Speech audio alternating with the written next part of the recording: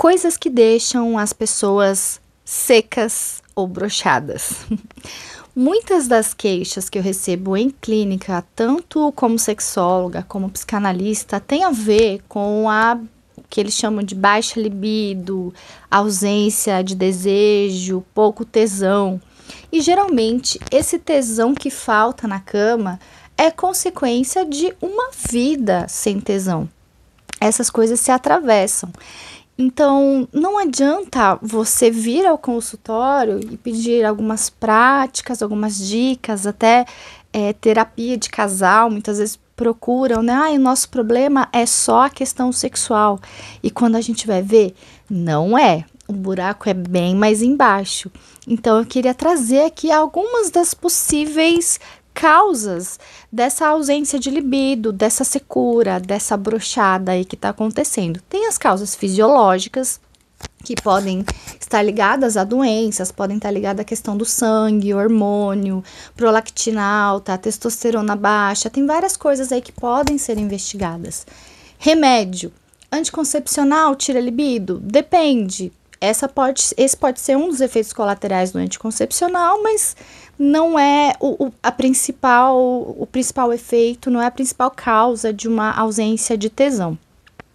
Antidepressivo, tira libido? Olha, um dos efeitos colaterais principais da maioria dos antidepressivos é dar uma diminuída ali na libido, mas aí você tem que, equilibrar. E pensa aí, se você precisa de uma ajuda medicamentosa para levantar da cama, para querer estar viva, então tudo bem ficar sem tesão por um tempo até essa fase passar, né? Então, o antidepressivo tem esse efeito colateral, mas que eu também não considero o maior problema da ausência de desejo. Tem a questão dos hormônios, principalmente de pessoas que precisam tomar bloqueadores de testosterona, né? Pessoas com pênis. Esses bloqueadores realmente diminuem a libido, mas isso não precisa significar que não vai ter mais libido nenhum. Tem as questões emocionais, que são importantes serem pontuadas, principalmente com relação a mulheres, mães solos, mães atípicas, que vivem aí uma carga mental, múltiplas tarefas, um cansaço constante. Como é que você vai pensar em transar, em sexo, em prazer, se você não tem tempo nem de pensar em si mesma, né? Nem de cuidar do cabelo, nem de comprar uma roupinha bonitinha para você. Então, existem aí questões emocionais que pegam principalmente mulheres. E tem as partes emocionais também. As doenças mentais, depressões, transtornos, a culpa mesmo, a vergonha do próprio corpo, ausência de autoconhecimento. Tem também a questão da parceria, né? Vai que você tem aí uma parceria que não é tão parceira, que não é companheira, que não divide as tarefas de casa com você. Então, isso não te incentiva a trabalhar essa questão do desejo, porque sim, o desejo sexual, ele é algo que a gente pode estimular, que a gente pode incentivar, principalmente as mulheres, que não são tão incentivadas a pensarem ou falarem sobre sexo. Então, tem essa questão emocional que nos atravessa e que a gente precisa trabalhar.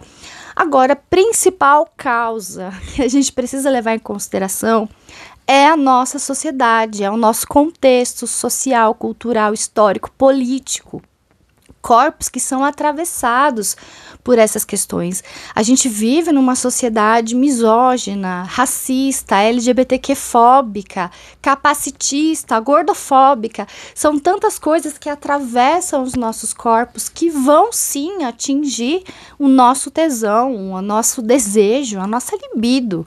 Então, o buraco é muito mais embaixo, porque o que acontece? Com tantas possibilidades de atravessamentos, vem os sintomas. O sintoma não é só a falta de vontade de transar, mas aí são outras coisas que se atravessam, as dores corporais, a falta de pensar nisso, ou estar lá no momento e não estar presente, a cabeça está em outro lugar, crises de choro, dores mesmo. São tantas coisas que podem aparecer aí, não como ausência de tesão, ausência de libido, mas como sintoma que vão atravessar a vida em outras formas. Obviamente, É possível que essa libido seja deslocada, seja sublimada e todo o seu tesão você direciona para outra coisa, no cuidado com os seus filhos, no trabalho, um esporte. Pode ser que essa libido ali que não está na cama pode ser deslocada. Mas se isso é importante para você, se isso é importante para sua relação, é algo que precisa ser pensado. Sexo é bom, tesão é bom, orgasmo é bom. Também a gente precisa levar em consideração que algumas pessoas são assexuais, e isso é uma coisa que pouco se fala na sexologia. Antes de já diagnosticar com desejo sexual hipoativo, a gente precisa pensar no espectro da sexualidade, de pessoas que precisam de um mínimo de conexão com outra pessoa ou não tem vontade nenhuma mesmo e tá tudo bem, é assim que a pessoa é, muito obrigada. Mas para além disso tudo, esses sintomas eles refletem o gozo do vazio, o gozo da falta. E é algo que a gente precisa tratar. Então não adianta vir com exercícios, com práticas corporais e comprar o vibrador que te faz chegar lá em 3 minutos. O buraco é bem mais embaixo.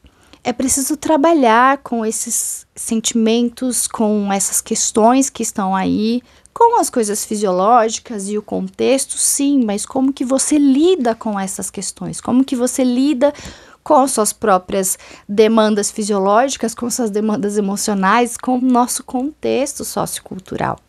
Então eu te convido a pensar no tesão de uma forma mais ampla, não só como a necessidade de chegar ao orgasmo, mas o quanto esse gozo te atravessa, o quanto esse tesão está presente na sua vida em outros aspectos e não só na cama.